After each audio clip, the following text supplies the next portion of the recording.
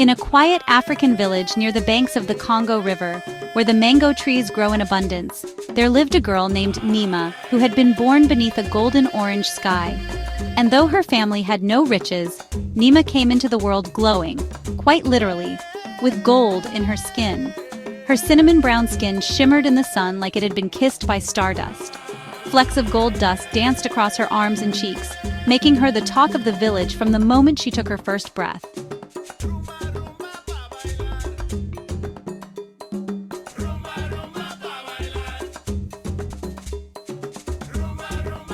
As Neema grew up, her beauty grew stronger. She grew tall. Her hair grew into a glorious crown of thick black curls, becoming a halo around her head. Her eyes were wide and deep black with hints of purple, the color of water. Her voice?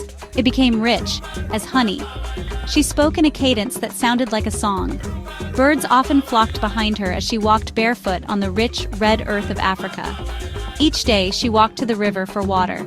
She sang songs she thought her mother had once sung. Often Neema stopped to pick fruit from guava trees.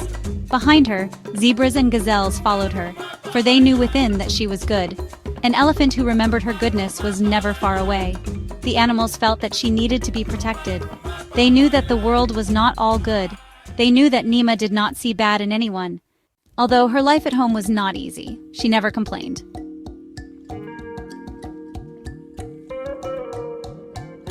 She lived with her father, a good man with skin as black and radiant as polished ebony. He loved Neema deeply. He would often say to her, "My child, hook you wagon to a star. If you fall, you will still be among the stars." But Neema's mother had gone far away. Neema's new stepmother, a bitter woman from the north, was envious of the girl with purple eyes and gold in her skin. Scrub the floors, fetch the water, plant the rice. But Neema never complained. She sang, even when her hands were raw from work, she sang. She smiled. She loved. Why does she sparkle? She thinks she's better than us. They whispered, watched, but never understood that Neema's beauty was not just in her face. It lived in her soul.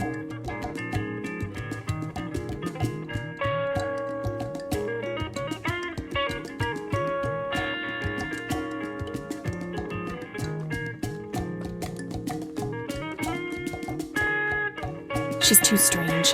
No one's skin should glow like that. She's pretending to be better than us.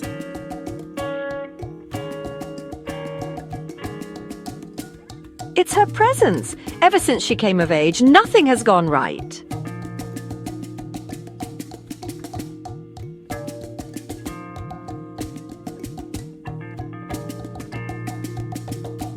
Neema cried that night under the mango tree, the only place she felt safe. But even then, she refused to carry bitterness. Instead, she sang to the stars.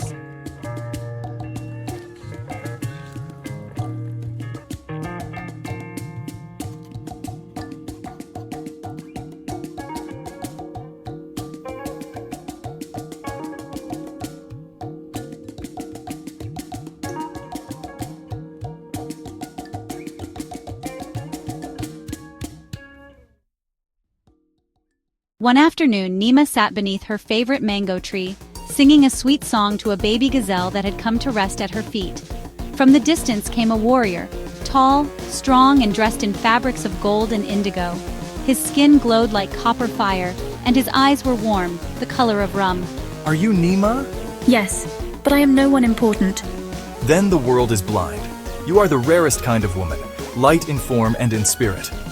When Prince Henry met her, Neema was dazzled by his wide, rum-colored eyes. He was kind, his hands were strong. He told her a story of how he had been raised by his grandmother.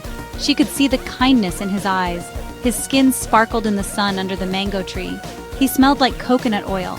She did not want to fall in love with him because he too was beautiful. She told him she had to leave the mango tree to go make dinner, but she would return to this mango tree tomorrow. Prince Henry left, riding on his beautiful black stallion. That night, he dreamed of Neema, the beautiful African woman whose hair defied gravity. The next day, he jumped on his black stallion and rode fast to the mango tree where he hoped he would see Neema. And there she was, sitting under the mango tree, singing. The wind blew, carrying the perfume of the ripe mangoes.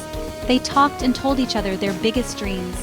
He grew to love Neema, whose skin was the color of honey. Together they read books and dreamed of traveling the sea. He loved her keen wisdom. He asked her opinion on kingdom affairs. He told her about his grandmother, a warrior queen who ruled with her wisdom and kindness. The world, they tell me, is a cruel place. But I only see the good in people. You are a true queen. You are royalty. You are my African queen. He took her hand and promised to marry her. She is a peasant. She has no noble blood. Her presence will bring unrest. To test her, the council demanded she complete the Rite of Wind, an ancient journey once meant only for African queens. She had to walk barefoot across hot stones, carry water uphill from the sacred river, and pass through the Whispering Grove, a forest said to reveal one's deepest truths. There, the wind showed her a vision. She saw herself, not as a glowing girl, but as a powerful queen wrapped in gold leaves, leading the African kingdom with wisdom, with Henry at her side. She emerged from the forest, glowing not just with golden skin, but golden strength. The village gathered once more, this time not to judge, but to celebrate. Her father stood proudly by her side, tears shining in his eyes. I forgive you, because I choose joy over bitterness. That night, an old woman came to her and told her that her real mother had been a queen in the east of Africa, and that Neema had been carried to the banks of the Congo River to save her. The next day, she married Prince Henry in a ceremony that took place in a grove of mango trees. The villages looked on the woman with gold in her skin, taking the hand of the handsome Prince Henry. She reminded the world she had always been royal. Neema had been born in the Congo River, blessed by her queen mother and chosen by the stars.